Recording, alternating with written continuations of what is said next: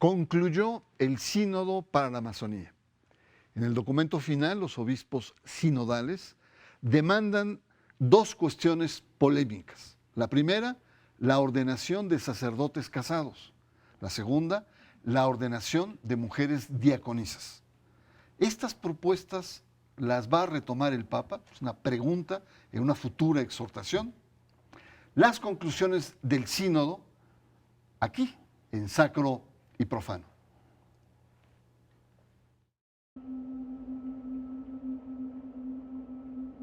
En 1974, el Papa Pablo VI instituyó la figura del sínodo. Primero el sínodo de los obispos, con representantes de todos los continentes, y también los sínodos regionales. Sínodo significa hacer un cambio juntos. Representa la oportunidad para que las iglesias locales o regionales tomen el pulso de su propio caminar, buscando juntos caminos de implementación y actualización.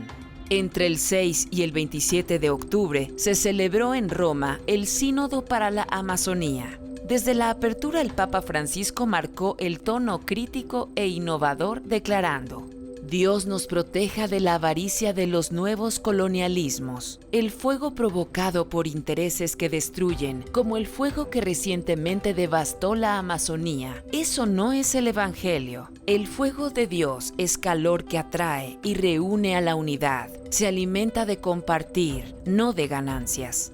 La Oficina de Prensa del Vaticano dio a conocer el documento final del sínodo en el que los participantes se pronuncian sobre 3 temas controvertidos: la ordenación de sacerdotes casados, la ordenación de mujeres diaconisas y la posibilidad de crear o recrear un rito amazónico. El documento va más allá y demanda mayor pastoralidad, opciones novedosas y nuevas estructuras eclesiales. Los sectores conservadores católicos criticaron el sínodo y las aperturas del Papa. Este, en su mensaje de clausura, respondió lo siguiente: debemos estar alertas sobre esta actitud del fariseo para advertir sobre la religión del yo. Y añadió que tantos grupos ilustrados, cristianos, católicos, van por este camino. Hubo muchas críticas severas de sectores conservadores hacia el Sínodo para la Amazonía. Este propone cambios importantes. Para muchos, estos cambios, que no solamente es el tema del diaconado femenino o la ordenación de sacerdotes casados, sino también fue como una especie de pequeño laboratorio. Hay muchas propuestas que en definitiva se adelantan o por lo menos colocan a la Iglesia frente a un debate mucho más amplio. Muchas gracias, Javier, por estar acá con nosotros. ¿Qué tal, Bernardo? Tú como ambientalista, ¿con qué te quedas en esta parte del sínodo? Pues yo me quedo con este esfuerzo que creo que es exitoso de actualizar y contextualizar la encíclica Laudato Si. Creo que tiene todo el espíritu y el enfoque, incluso la estructura de la antigua encíclica.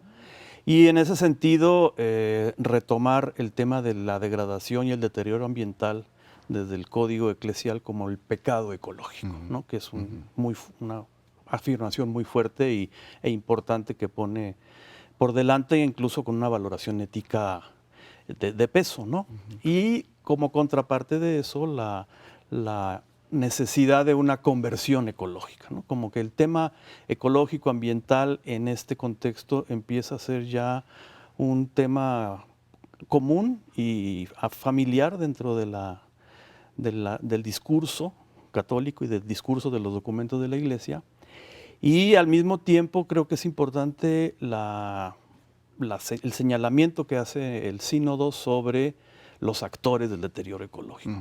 Es una afirmación fuerte y acusatoria directa de las actividades extractivistas que están deteriorando fuertemente la Amazonia, ¿no? La extracción ilegal de madera, la explotación de los ríos, las políticas de elaborar y crear nuevas presas hidroeléctricas, en fin, todos los megaproyectos que a final de cuentas pues traen detrás de sí actores económicos muy importantes. Entonces creo que en esa parte del ver, digámoslo así, hay un señalamiento importante y hay una un elevamiento a un código ético teológico como el de pecado y conversión del tema ambiental que le puede dar mucha fuerza. Sin duda, Marilú, el tema ambiental es un tema de punta en que la Iglesia pues, se suma a este proyecto y la coloca en la vanguardia. Javier señaló muy claramente este documento que ha sido muy valorado sobre el cuidado del medio ambiente y de la civilización, que es la Laudato Si, una de las encíclicas más importantes en los últimos años. Pero ¿cómo te explicas las tensiones que hubo? Es decir, los 185 obispos que estaban adentro, los expertos, etcétera, pareciera ser que a pesar de las discusiones, había un cierto entendimiento, incluso se habla de un espíritu de oración, de concordia, etcétera. Y afuera había muchas críticas. Afuera había muchas críticas, sobre todo sectores conservadores que tanto por el tema medioambiental como por las propuestas que ya se venían fraguando en los documentos preparatorios, pero fue un sínodo verdaderamente cuestionado al exterior. Bueno, muchas gracias por la invitación y yo creo que habrá que entender que hay dos puntos referenciales que tenemos que vislumbrar. Por un lado, que estaban los representantes de la teología de la liberación. Muchos de los teólogos que estaban en el sínodo, porque no solamente había obispos y cardenales, sino también había religiosas, mujeres, religiosos, había laicos, laicas y un buen grupo de teólogos de la línea de teología de la liberación que estaban como asesorando también las discusiones al interior del sínodo.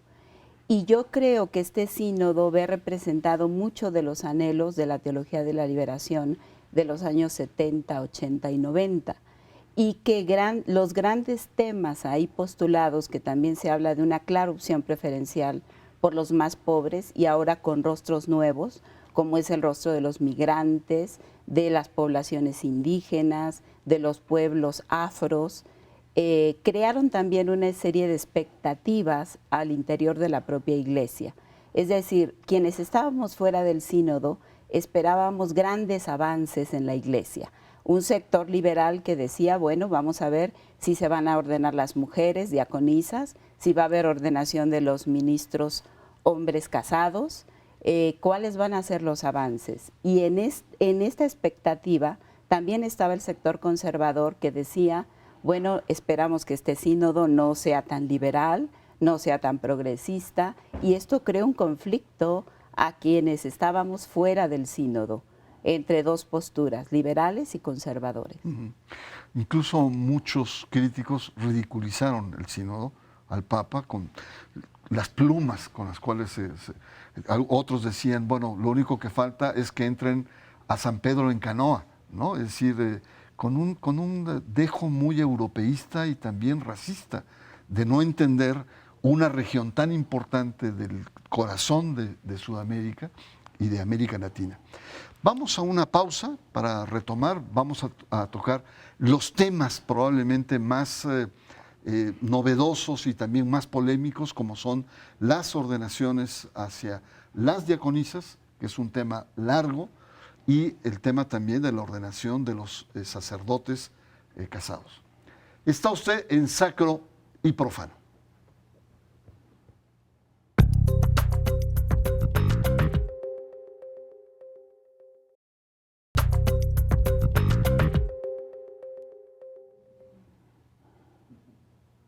Regresamos a Sacro y Profano. Aborda esta noche el tema de las conclusiones de un importantísimo sínodo que se dio en Roma en torno a la Amazonía y que tiene implicaciones no solamente para la región, sino también a nivel de la Iglesia Universal. Polémicas, como lo vamos a ver en un momento, pero también el tema, regresamos al tema medioambiental, es decir, la Iglesia aquí afirma un estilo, es una iglesia de salida misionera, es decir, abierta a las culturas. Y señala también en el documento con un rostro indígena, un rostro campesino y afrodescendiente. Es decir, el tema de la inculturación no solamente es estar en un territorio, sino hacerse desde el territorio. ¿Cómo ves esto, Javier? Pues es que la región amazónica es en sí misma una región multicultural, ¿no?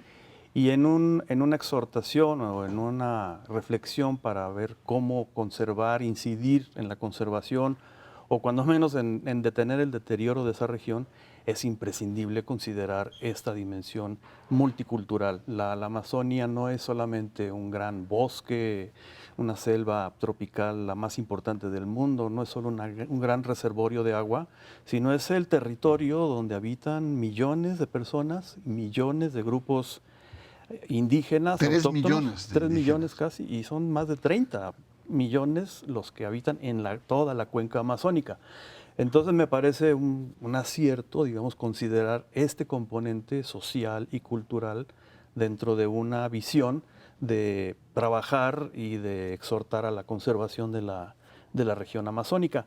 Y también pues, recoge un viejo anhelo que luego se topa con sus propios frenos dentro de la Iglesia Católica de inculturarse, ¿no? De hacerse parte de la cultura local, aunque en el documento incluso llega a hablar de la posibilidad de crear un rito amazónico, Sí. ¿no? Y de Que va formas muy en contra de esa religiosas actitud amazónicas. colonialista, ¿no? Yo vengo e impongo mi cultura, sino más bien entro en este universo y convivo y desde la cultura local hago la propuesta, digamos, de evangelización. Sí, de hecho hay varias referencias y hay un apartado especial a la necesidad de una evangelización no colonialista. Así es. ¿No? Como una estrategia para realmente entrar al corazón de la Amazonia, que es ecológico y es cultural. Ya. Ahora, si vamos a entrar a los temas candentes que plantea, no solamente para la Bueno, estos región. son candentes también. ¿Eh? Estos también son No, candentes. no, pero a nivel eclesial es lo que hizo más ruido Ah, ok. en los medios, que fue lo que desde antes había mucho temor, y era el tema de la ordenación de sacerdotes casados, y que pues en el documento mismo dice que hay ocasiones en que hay un derecho a la Eucaristía, donde pasan meses y hasta años por las distancias, por la composición, y que estas personas sabias, estos diáconos que llevan muchos años de probada, digamos, fidelidad, pueden asumir el sacerdocio, lo cual, pues, evidentemente que viene a crujir muchos sentimientos, digamos, tradicionales y ortodoxos. ¿Cómo ves este tema? Pues, por un lado es un avance, ¿no? Que podamos tener ministros ordenados con esposa, con familia y que además sean avalados por la comunidad, porque eso es lo interesante, ¿no? Que son personas de respetable trabajo comunitario, que tienen una esposa, una familia, y el documento está exhortando a la formación, no solamente de estos ministros, sino también de la esposa y de la familia. Aquí la pregunta clave es, bueno, si se puede ordenar hombres casados con familia, ¿por qué no se pueden ordenar mujeres? ¿O por qué no las esposas de estos diáconos o presbíteros pueden ser también diaconisas, ya que van a recibir el mismo proceso formativo? Y el punto nuclear en esto es que, bueno, también se dio una distorsión de esta ordenación. Se decía en el ámbito público, fuera del sínodo, bueno, es que ahora vamos a tener sacerdotes casados. Se descontextualiza. Lo que el documento dice es que son ministros casados con familia y que además pueden ser de origen de los pueblos originarios o afroamerindios que pueden ser ministros ordenados. Que esto ya venía de tiempo atrás, sobre todo en México tenemos la experiencia de Samuel Ruiz, que tenía toda la experiencia de estos diáconos permanentes, que en realidad era una figura, porque en realidad era la familia, donde la mujer también tenía un rol importante en este trabajo, digamos, en las comunidades indígenas, que fue suspendido en la época de Benedicto XVI y que parece ser que ahora lo retoma, pero con más fuerza, el Papa Francisco. Así es, esto es muy importante, ¿no? Cómo se vuelve a retomar una propuesta que ya estaba y que se canceló. Pero regresando un poco a la idea de las mujeres, el documento hace un reconocimiento a la labor que hacen las mujeres religiosas y laicas en las comunidades amazónicas.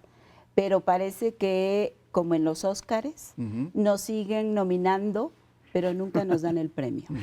Es decir, nunca llegamos a concretar la ordenación de las diaconisas. Se habla en el documento de un posible consejo que se nombrará o que nombrará el Papa para volver a analizar.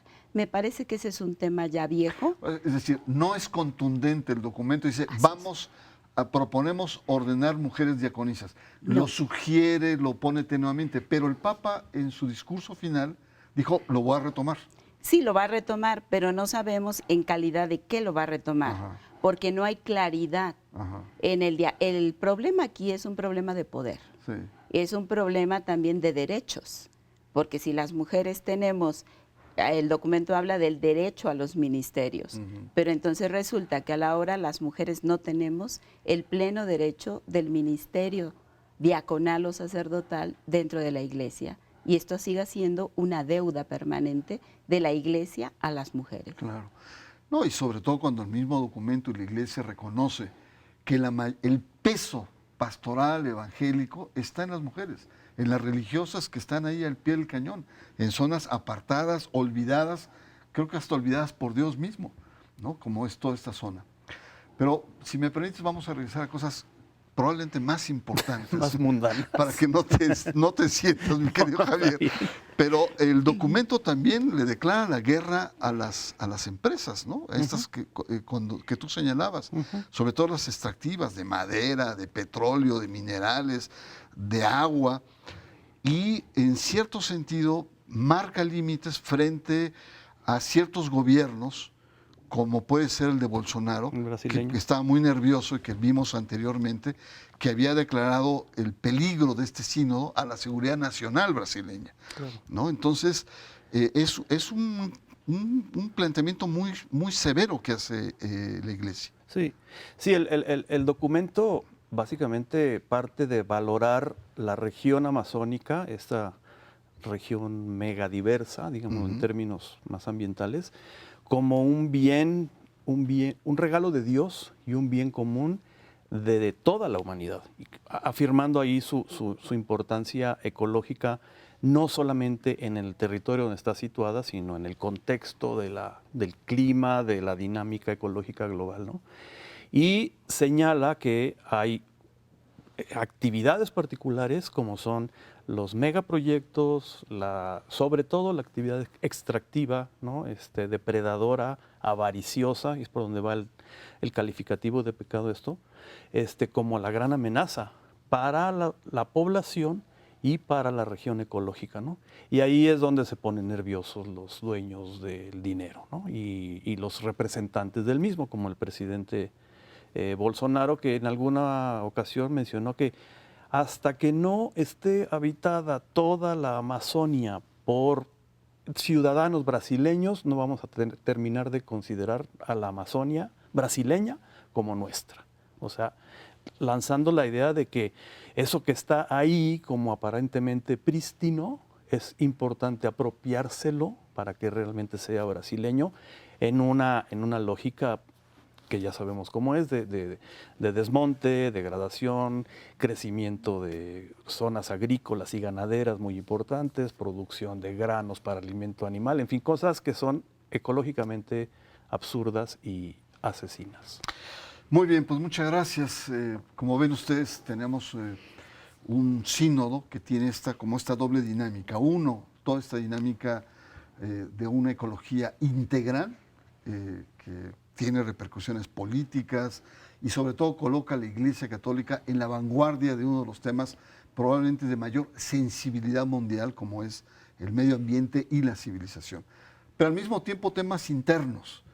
Para muchos este sínodo ha sido un laboratorio en la medida que está lanzando temas nuevos y viejos al mismo tiempo, viejas demandas como el sacerdocio de personas casadas y sobre todo el tema de la mujer que vuelve a emerger como una necesidad. Por un lado se le reconoce, pero por otro lado no se le da, digamos, ni los créditos ni las herramientas que merece en la Iglesia. Vamos a una pausa para regresar con las conclusiones de este sínodo para la Amazonía. Usted está en Sacro y Profano.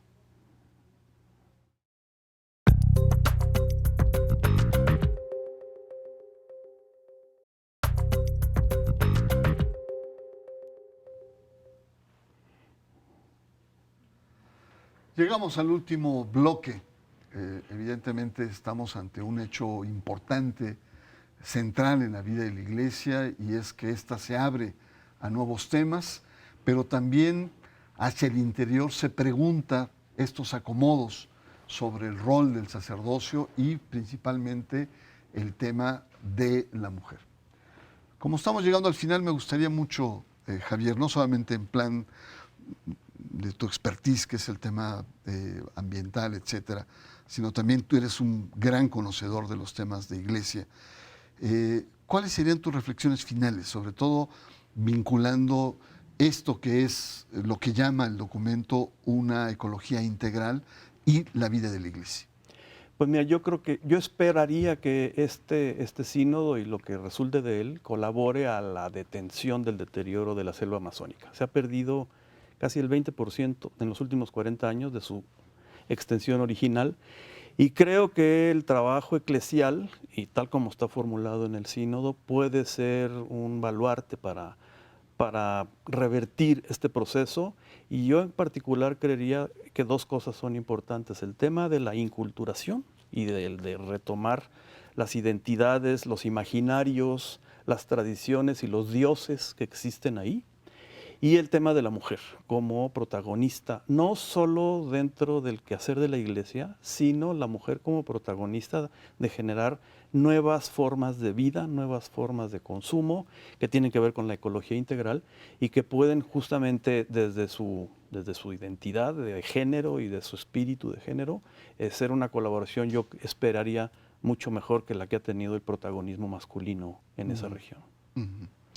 Marilu, tú como especialista en temas de iglesia, una persistente teología de la mujer, teología feminista, heredera de la teología de la liberación, frente a estos temas, ¿tú qué esperas? ¿Tú crees que puede haber cambios importantes, que la iglesia esté madura para dar un salto que no se ha atrevido por más de 50 años frente a los cambios de la sociedad moderna? Pues mira, yo no sé si la iglesia toda, no solo la jerárquica, sino también la iglesia, pueblo de Dios, está tan madura como para asumir los ministerios femeninos ordenados. No lo sé, pero sí lo espero. Y también espero una teología más decolonial, es decir, una teología no al estilo del cristianismo colonizador que nos llegó, sino una teología que trabaje con la interculturalidad, con el diálogo con estos nuevos sujetos y subjetividades que emergen, como son los pueblos indígenas, los pueblos afros, y también una ecoteología o un ecofeminismo teológico que incorpore estas nuevas subjetividades al interior de la iglesia, pero también que sean capaces de responder a las demandas sociales, que hoy tenemos un exilio de jóvenes y que necesitamos recuperar, que el sínodo también lo toca de alguna manera. Entonces la esperanza está puesta en que el Papa realmente apuntale hacia mayor apertura y que no haya temor a cerrarnos nuevamente. Se requiere cierta osadía para hacer cambios, y el documento hay varias cosas: cambios de estructuras, el crear una especie de república eclesial compuesta de panamazónica, donde haya intercambios, una especie de célama al interior del Amazonas. Es decir, hay cosas interesantes que están ahí planteadas. Pero bueno, yo les agradezco mucho su presencia, ayudarnos a entender lo que está pasando en este momento crucial en la vida de la Iglesia, que tiene necesidades de grandes cambios. Es decir, optar no solamente por causas ecológicas que lo colocan a la Iglesia en la vanguardia, sino también temas internos, como es la ordenación de diáconos casados, y abrirse a el mundo de la mujer, reconocer lo que está ahí. Son aspectos necesarios que esperan grandes y fuertes, polémicos debates al interior de la Iglesia. Pero la pregunta clave, la pregunta central aquí es si el Papa, como ha anunciado en una próxima exhortación postsinodal, que ya tiene carácter, digamos, de autoridad, va a retomar estas audaces propuestas que ha planteado el sínodo. Y vamos a verlo, estaremos muy pendientes aquí en Sacro y Profano. Buenas noches, y yo lo espero la próxima semana aquí en sacro y profano.